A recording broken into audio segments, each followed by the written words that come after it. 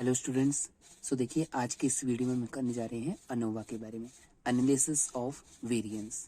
तो जैसा कि आपको पता है कि जो एनालिसिस ऑफ वेरिएंस होता है उसकी टू टाइप्स होती हैं, एक वन वे होता है, एक टू वे। और इस वीडियो में हम बात करने जा रहे हैं वन वे के बारे में। सो चलिए इसको एक एग्जाम्पल के ज़रिए इसको हम समझेंगे कि हम एनालिसिस ऑफ वेरिएंस कैसे निकालते हैं और इसको कैसे फाइंड करते हैं। तो हमने एग्जाम्पल लिया है 17.1। सो क्वेश्चन है, the aim of an experimental study was to determine the effect of 3 different techniques of training on the learning of particular skill. तो आपके पास एक क्वेश्चन है कि हमारे एक एक्सपेरिमेंटल स्टडी का एम क्या है कि डिटरमाइन करना, क्या डिटरमाइन करना है, इफेक्ट कि अलग अलग जो 3 टेक्निक्स हैं उसकी ट्रेनिंग का हमारी लर्निंग के ऊपर क्या इफेक्ट पड़ता है किसी एक पर्टिकुलर स्किल के लिए। सो 3 groups each consisting of 7 students. तो हमारे पास 3 ग्रुप हैं, हर एक ग्रुप में 7 स्टूडेंट्स हैं टोटल। ठीक है, हमारे पास 3 ग्रुप हैं, हर एक ग्रुप में 7 स्टूडेंट्स हैं, क्लास 9th के स्टूडेंट हैं, असाइंड रैंडमली, जिनको हमने रैंडमली सेलेक्ट किया हुआ है। So were given training through these different techniques. तो हमने इन 3 ग्रुप्स को ट्रेनिंग दी है। So the scores obtained on a performance test were recorded as follow. तो हर एक ग्रुप के ये आपके पास स्कोर आए हुए हैं, group 1, group 2 and group 3। So इसके लिए इन सब के स्कोर हैं ये परफॉर्मेंस टेस्ट के अकॉर्डिंग। सो हमारा जो क्वेश्चन है वो कैसे आएगा, test the difference between groups by adopting the analysis of variance technique. तो हमने क्या करना है, अलग अलग ग्रुप्स के बीच में एनालिसिस ऑफ वेरिएंस टेक्निक की हेल्प से डिफरेंस निकालना है, हमने उसको उस डिफरेंस को टेस्ट करना है। तो इसके लिए हम एनालिसिस ऑफ वेरिएंस का यूज़ करते हैं। तो चलिए अब सॉल्यूशन देखते हैं। सॉल्यूशन में हमारे पास कुछ स्टेप होंगे जिसको हम स्टेप बाय स्टेप आगे चलेंगे। फर्स्ट है हमारा step original table computation. So original table computation में आपने क्या करना है, सबसे पहले तो जो ग्रुप 1 है, ग्रुप 2 है और ग्रुप 3 है, इनको ऐसे आपने इस टेबल में लिख लेना है।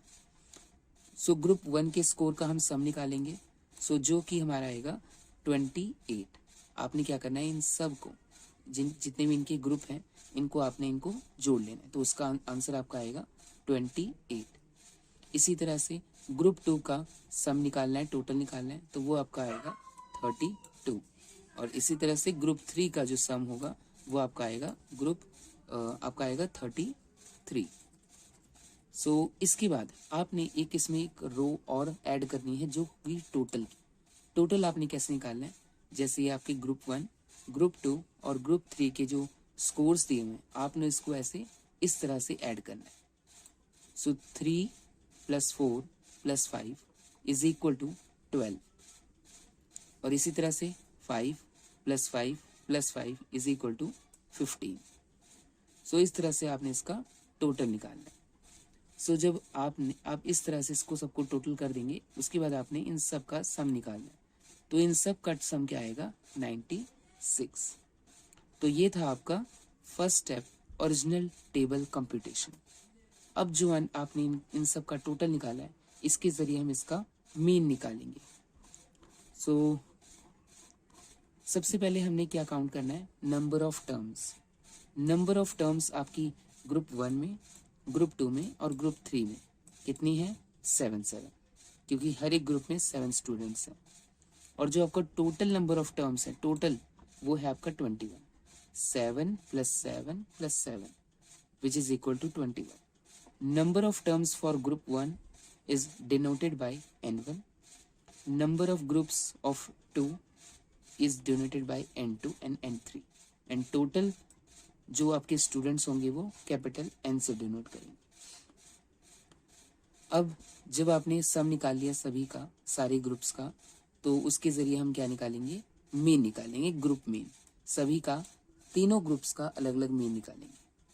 सो समेशन x1/n1 मीन्स जो टोटल स्कोर था ग्रुप 1 का उसको डिवाइड करना है आपने 7 से। 7 total number of students in group 1 only. So ये इससे आपका आ जाएगा ग्रुप 1 का mean score which is equal to 4। और इसी तरह से ग्रुप 2 का summation x2 upon n2 35/7 which is equal to 5, और ग्रुप 3 का summation x3 upon n3 is equal to 33/7 which is equal to 4.71। So ये था हमारा स्टेप 1। स्टेप 1 में हमने मीन निकाला है, तीनों ग्रुप का अलग अलग हम मीन निकालेंगे, और इसके साथ में ही एक हमारी एक टर्म यूज होती है करेक्शन टर्म। करेक्शन टर्म को हम c से डिनोट करते हैं। So c which is equal to summation x square upon n। अब ये समीशन x होल स्क्वायर क्या है, जो आपने इधर टोटल निकाला था, तो जो ये आपकी ये वाली रो थी, इसका जो आपका टोटल आया था 96, उसका आपने क्या करना है, स्क्वायर करना है।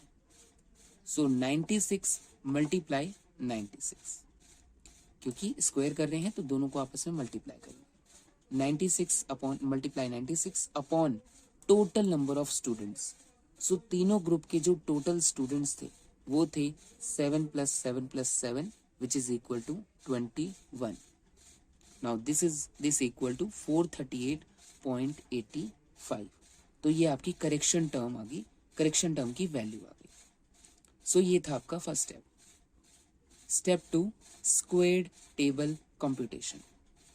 तो जैसा कि नाम से ही पता चल रहा है, आपने क्या करना है, सभी जो आपके ग्रुप्स थे, ग्रुप 1, ग्रुप 2 एंड ग्रुप 3, उसमें जितने भी सब सारे बच्चों के स्कोर्स आए थे वो आपके आएंगे, उनको आपने क्या करना है, स्क्वायर में कर देना है। जैसे जो आपका फर्स्ट ग्रुप था, जिस तरह से ये है 3, इसका आपने स्क्वायर करना है। 3 × 3 = 9, 5 × 5 = 25, 3 × 3 = 9, 1 × 1 = 1, 7 × 7 = 49, 3 × 3 = 9 एंड 6 × 6 = 36। सो इस तरह से आपका ये ग्रुप का स्क्वायर होगा। सो x1 का होल स्क्वायर इसको ऐसे डोनेट करेंगे। सो ये सारी आपकी वैल्यू आ जाएंगी सभी ग्रुप के लिए। उसके बाद आपने क्या करना है, इन सब का समेशन करना है।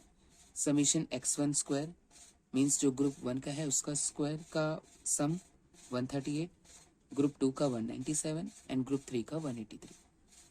तो जिस तरह से हमने स्टेप 1 में टोटल निकाला था, मीन्स इन सबको आपने प्लस करना है। सो 9 + 16 + 25 विच इज इक्वल टू 50, और इसी तरह से 25 + 25 + 25 विच इज इक्वल टू 75। तो ये आपका टोटल निकलने के बाद आपने इनको प्लस कर देना है विच इज इक्वल टू 518। ये था आपका step 2। Step 3 total sum of squares.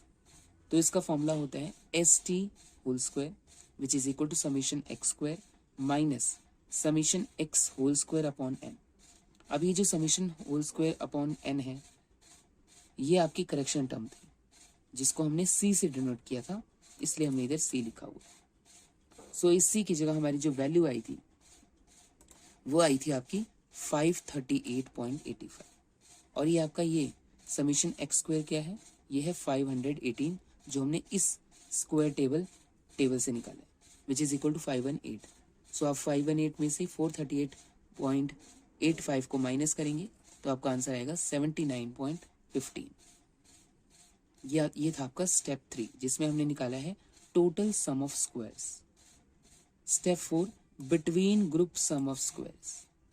इसको डिनोट करते हैं SB स्क्वायर से। So SB square is equal to summation x whole square upon n1 group 1 के लिए plus summation x2 whole square upon n2 plus summation x3 whole square upon n3 and minus करना है correction term को, जिस तरह से आपने total सम square में से माइनस किया था करेक्शन टर्म को। तो जो समीशन x1 का होल स्क्वायर आया है आपका 1, ये आपका शुरू में जो हमने टेबल 1 में निकाला था 28 था, तो उसका स्क्वायर क्या हो जाएगा 28 × 28, so which is equal to 30/7 plus इसी तरह से ग्रुप 2 का एंड ग्रुप 3 का एंड माइनस करना है करेक्शन टर्म। सो जब आप इनको मल्टीप्लाई करेंगे और इनका एलसीएम लेके आपका आएगा 442.57 माइनस करना है आपने 438.85। Which is equal to 3.72। तो ये आपका आ गया between groups sum of squares, that is SB square. So ये था आपका स्टेप 4। अब चलेंगे स्टेप 5 की तरफ। स्टेप 5 में आपने क्या करना है, within group sum of square निकालना है। पहले निकाला आपने टोटल सम ऑफ स्क्वायर्स, फिर between sum of squares, and fifth step आपका within group sum of squares. So within group कैसे निकालेंगे, जो आपने टोटल सम ऑफ स्क्वायर निकाला था उसमें से आपने माइनस करना है बिटवीन सम ऑफ स्क्वायर्स का जो सम था। So 79.15 minus 3.72 which is equal to 75.43। इसके बाद हम चलेंगे step 6, number of degrees of freedom. So number of degrees of freedom कैसे निकालेंगे, सबसे पहले आपने निकालना है टोटल सम ऑफ स्क्वायर्स के लिए degree of freedom. So which is equal to ST whole square is equal to n-1।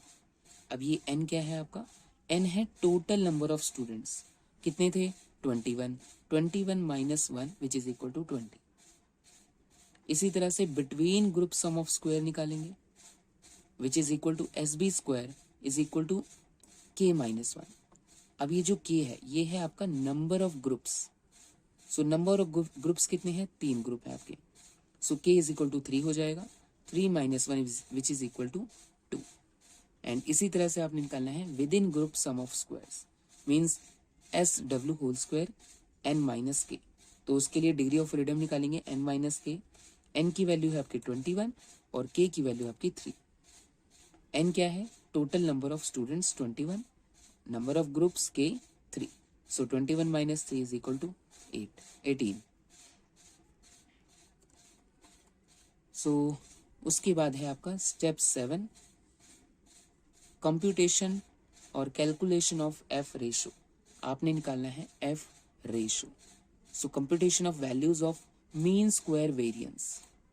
तो ये कैसे निकालेंगे, आपने टेबल एक ड्रॉ करना है जिसमें आप हेडिंग डालेंगे सोर्सेस ऑफ वेरिएशन, जिसमें आपके बिटवीन ग्रुप्स आ जाएंगे और विद इन ग्रुप्स के स्कोर आ जाएंगे।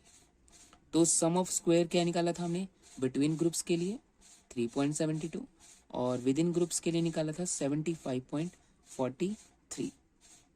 इसके लिए डिग्री ऑफ फ्रीडम थी आपकी बिटवीन ग्रुप्स के लिए 2 और विद इन द ग्रुप्स के लिए 18। तो मीन स्क्वायर वेरिएंस कैसे निकालेंगे, आपने क्या करना है, जो सम ऑफ स्क्वायर है उसको डिग्री ऑफ फ्रीडम से डिवाइड कर देंगे। So 3.72 upon 2 which is equal to 1.86 and 75.43 upon 18 is equal to 4.19। So अब आपने निकालना है F रेशो। F रेशो का फॉर्मूला क्या होता है, mean square variance between groups, जो आपका आंसर आया है इधर इस टेबल से 1.86, और mean square variance with in groups जो कि आपका आया है 4.90। आपने इनको डिवाइड कर देना, तो आपका आंसर आ जाएगा 0.44। तो अब ये जो हमने F रेशो निकाली है इसका क्या इंटरप्रिटेशन है हम वो स्टेप 3 में देखेंगे। तो इससे हमें क्या कंक्लूजन निकला। So interpretation of F ratio step 8। So the F ratio table are given in the appendix. तो अभी आपको एक टेबल आर दिखाया जाएगा, is referred to for 2 degrees of freedom for smaller mean square variance on the left hand side and for 18 degrees of freedom for greater mean square variance across the top. So the critical values of F। तो आपने निकालना है इनकी critical value of F। सो 0, जब आप table देखेंगे तो 0 उसमें टेबल में 0.05 लेवल पर 19.43 आपकी वैल्यू आएगी और 0.01 लेवल पर 99.44 आएगी। सो ये आपकी है 95% के लिए और ये आपकी 99% के लिए। तो अब देखिए इससे हमें क्या इंटरप्रिटेशन निकली। तो क्योंकि जो आपकी कैलकुलेटेड वैल्यू है F की वो है आपकी 0.44 और जो आपकी क्रिटिकल वैल्यू टेबल से आई है F की वो है आपकी 19.43 एट 0.05 एंड 99.44 एट 0.01।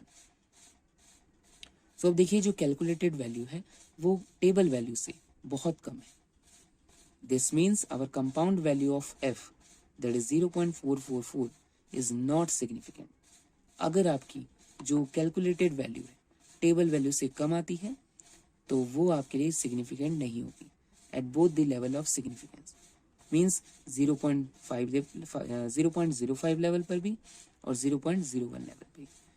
सो इससे हमें क्या इंटरप्रिटेशन मिलती है कि जब आपकी टेबल वैल्यू कैलकुलेटेड वैल्यू से ज़्यादा आए, सो इस केस में हम null hypothesis can not be rejected, हम नल हाइपोथेसिस को रिजेक्ट नहीं कर सकते।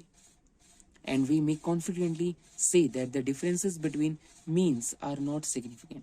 इसका मतलब जो डिफरेंस है उनके बीच का वो सिग्निफिकेंट नहीं है। And therefore there is no need for further testing with the help of T test. तो इस केस में हम क्या करेंगे, टी टेस्ट का यूज करके इसको फर्दर टेस्ट नहीं करेंगे, क्योंकि हमारा जो नल हाइपोथेसिस है इस केस में रिजेक्ट नहीं हो सकता। तो एक केस ऐसा भी आएगा जिस केस में हमारा नल हाइपोथेसिस रिजेक्ट हो जाता है, तो उस केस में हम टी टेस्ट लगाकर इसको आगे फर्दर कैलकुलेट करते हैं। सो उसके लिए हम एक क्वेश्चन और देखेंगे हमारी आगे आने वाली वीडियो में। So thank you so much.